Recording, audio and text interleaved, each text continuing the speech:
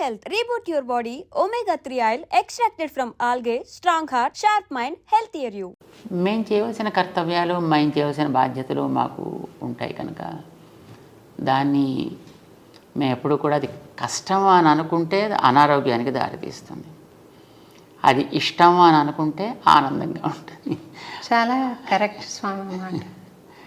ఏదైనా ఇది మనది, మన పని అని అనుకున్నప్పుడు దానికి రాత్రి పగలు, నిద్ర, ఆహారం, ఆకలి అనేవి సెకండరీ అవుతాయి. ఇది మనకేదో ఒక ఉద్యోగం లేకపోతే ఏదో మనకు ఒక బాధ్యత మన ఎత్తి మీద పడింది, అబ్బా కొండ బరువు మోయాలి అని అనిపిస్తే మాత్రం అందులో ప్రతి క్షణం కూడా అది మనకి మానసికమైనటువంటి ఒక క్లేశాన్ని కలిగిస్తుంది. ఏదైనా నాది ఇది అని అనుకున్నప్పుడు అది బహుశా అది ఎప్పుడు కష్టాన్ని అనిపించదు. అంచేత మేము ఏదైనా పనుల్లో ఉండేటప్పుడు ఒక్కొక్కసారి మాకు రాత్రి 1 గంట 2 అయిపోతూ ఉంటుంది. దాని తర్వాత ఎప్పుడైనా ప్రసాదం తీసుకోవడానికి ఒక్కొక్కసారి సమయం కుదరదు. ఏదో బయటికి వెళ్ళి జనాలతోటి తిరుగుతుంటే ఇంకా అది పూర్తి అయిన తర్వాత తప్ప లోపలికి రావాలి అని అనిపించదు. అక్కడ ఒక 10 మంది జనం ఉంటే ఆ 10 మందిని మనం క్లియర్ చేసేసి వాళ్ళని పంపిస్తే తర్వాత మనం ఏదో మన కార్యక్రమం చూసుకోవచ్చు అని అనిపిస్తుంది. బయట ఒకళ్ళు మన కోసం ఎదురు చూస్తూ కూర్చున్నారు అంటే అది కొంచెం మాకు రెస్ట్లెస్గా అనిపిస్తుంది. సో వీలైనంతవరకు ఎప్పుడు కూడా అలాగే బయట ఉండేవాళ్ళని క్లియర్ చేసేసాకనే తర్వాత మేము మా కార్యక్రమాలు పెడుతుంటాం. కొంచెం ఆలస్యం అయితే అవుతుంది అనే ఉద్దేశంతో. ఇది సహజంగా ఉండే ప్రేమ కలిగిన వాళ్ళకి అది అయ్యో కష్టం అని అనిపిస్తుంది. అది సహజం. బట్ అది బహుశా మేము అనుకుంటాం అది ఒక రకమైన ఆశీస్సు అని అనుకుంటాం. అయితే స్వామి, ప్రకృతి ధర్మం ఒకటి ఉంటుంది కదా శరీరం మీద. అందుకని మేమేం అనుకుంటున్నాం అంటే మీ భక్తులు, మీ అనుయాయులు మేమంతా ఏమనుకుంటామంటే అర్చక స్వాములు తిరుపతిలో స్వామిని కొలువు ఉన్న సేవలో ఆశీర్వదిస్తారు. నిత్యైశ్వర్యో భవాని, మీకు దీర్ఘాయుష్షు కలిగి మీరు నిరంతరము ఈ సేవలో నిమగ్నమై ఆరోగ్యంగా ఆనందంగా ఉండాలి అని మేమంతా కూడా స్వామికి అనేక ప్రార్థనలు చేస్తాం స్వామి. అదే అదే అదే మాకు బలం, అదే మాకు నిజమైన ఆహారం, అదే మాకు నిజమైన సంతోషం కూడా కలిగిస్తూ ఉంటుంది. ఏదైనా మనకి ఇందాక అనుకున్నాం కదా, సంతోషము అని అనుకున్నప్పుడు ఏది మనకి కష్టాన్ని కలిగించదు, ఆరోగ్యంగానే మనకి ఉంచుతుంది. ఇంతకాలం మేము సుమారుగా ఇప్పటికీ 40 సంవత్సరాల పైగా ఈ కార్యక్రమాల్లో మేము తిరుగుతున్నాం, చేస్తున్నాం. ఎప్పుడైనా ఒంట్లో ఏదో జ్వరం లాంటిది ఏదో వచ్చి పడుకోబెట్టేస్తే తప్ప, లేకపోతే మనకి సెలవు అంటూ ఏముండదు. Weekly holidays, fortnightly holidays, annual holidays అనే మనకి ఏముండవు. ఇప్పుడు కూడా ఏదో కార్యక్రమాల్లో మనం తిరుగుతూ ఉండడమే. మనకి 24/7 కార్యక్రమాలు నడుస్తుంటాయి. మాకు ఒకసారి విజయవాడలో ఉండేటప్పుడు అనుకుంటాను,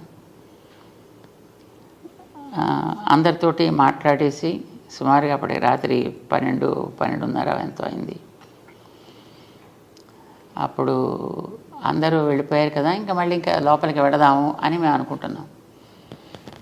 ఇంతలో అప్పటికి శ్రీశైలం దేవస్థానంలో వేద పండితులుగా ఉండేవారు ఒక ఆయన, విశ్వనాథ అవధాని అని, అధర్వవేద పండితులైన. మాకు చిన్నప్పటి నుంచి మంచి మిత్రులు. మన పెద్ద స్వామివారి కార్యక్రమాల్లో వారు పారాయణ చేస్తూ ఉండేవారు, మేము మిగతా కార్యక్రమాలు మేము చూసుకుంటూ ఉండేవాళ్ళం. సో ఆ రకంగా మాకు చక్కటి మైత్రి ఉంది.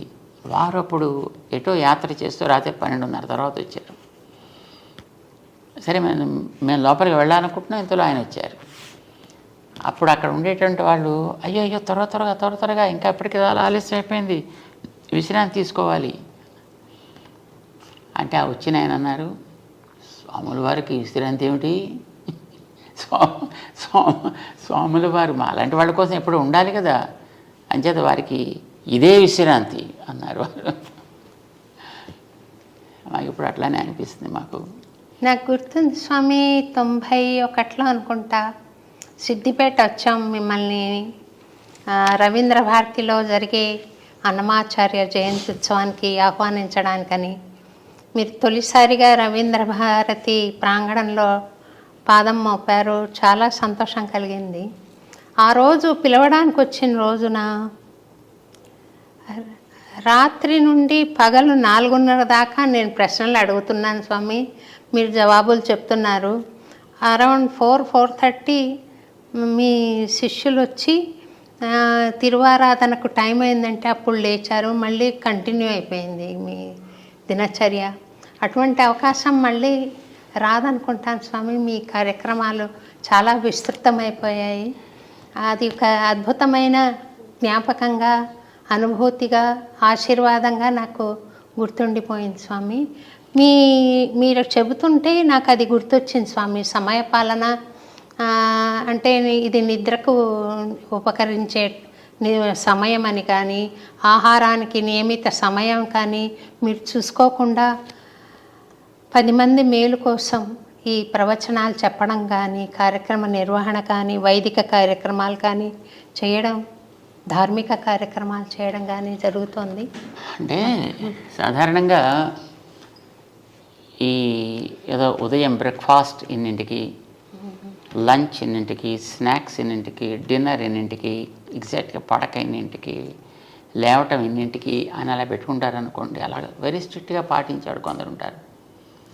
అలాంటి వాళ్ళకి ఏదో ఒక కారణం నుంచి అదే ఎప్పుడైనా ఒకసారి కనుక ఆ సైకిల్ డిస్టర్బ్ అయితే వాళ్ళ హెల్త్ శుభ్రంగా అప్సెట్ అయిపోతుంది.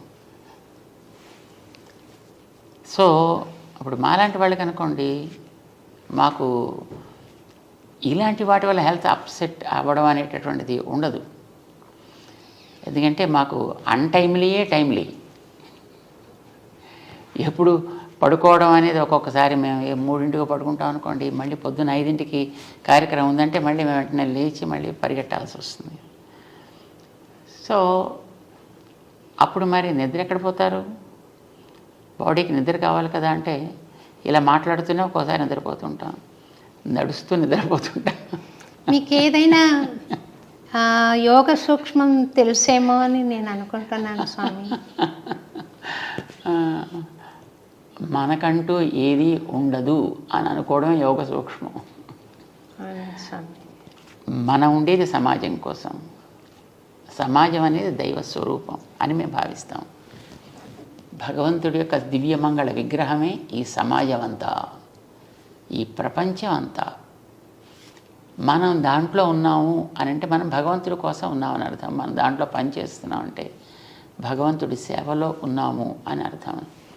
సో అల్టిమేట్లీ ఎప్పుడైనా చేరాల్సింది అక్కడికే కదా.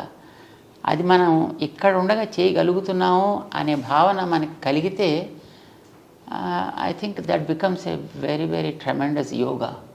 That itself is a great yoga.